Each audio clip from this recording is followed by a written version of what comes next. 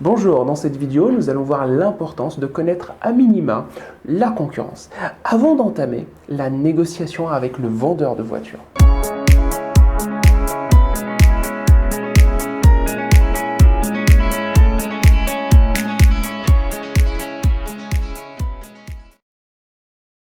Pour négocier une remise conséquente lors de l'achat d'une voiture neuve par exemple, arrivez chez votre concessionnaire avec une idée déjà précise du prix constructeur de la voiture repérée et des options possibles.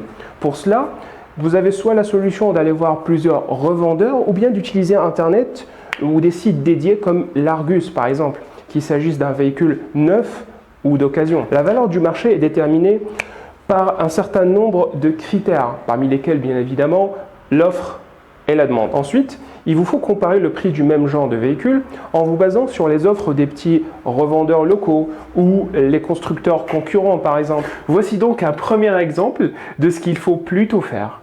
J'aimerais avoir un modèle comme celui-là, à 5 portes, moteur diesel, couleur rouge ou orange pour un usage professionnel. Ah oui, excellent choix, à seulement 8 999 €. Ah, 8 999 €. Oui, un excellent rapport qualité-prix. C'est un modèle 2011, un modèle moteur diesel, 5 portes avec banquette arrière réfractable.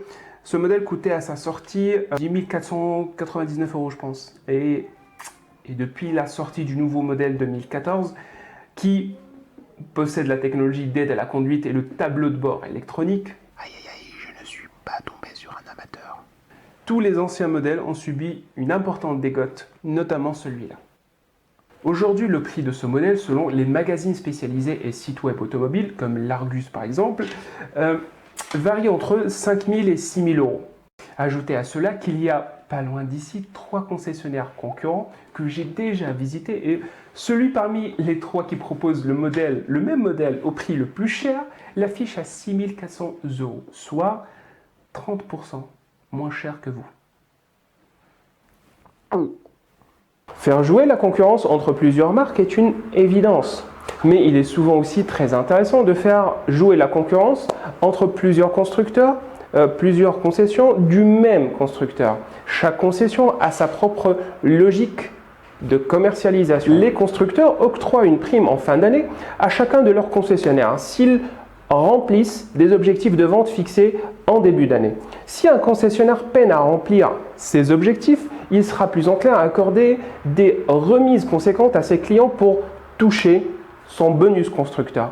Cette pratique peu connue incite les concessionnaires à vendre à tout prix et à revoir leur marge de vente. Ainsi, d'une concession à une autre, les prix des mêmes modèles fluctuent. Voici un deuxième exemple de ce qu'il faut faire. Aujourd'hui, selon les magazines spécialisés et sites web automobiles comme l'Argus par exemple, le prix de ce modèle varie entre 5 000 et 6 000 €. Ajoutez à cela qu'il y a pas loin d'ici, sur l'avenue de la République, un autre concessionnaire. Ce n'est même pas un concessionnaire concurrent, il est rattaché au même constructeur que vous.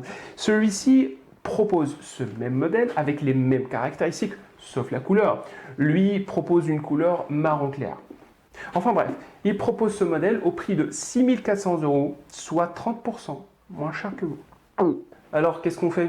Vous pensez pouvoir me proposer un prix intéressant ou vous m'invitez plutôt à retournez voir votre confrère?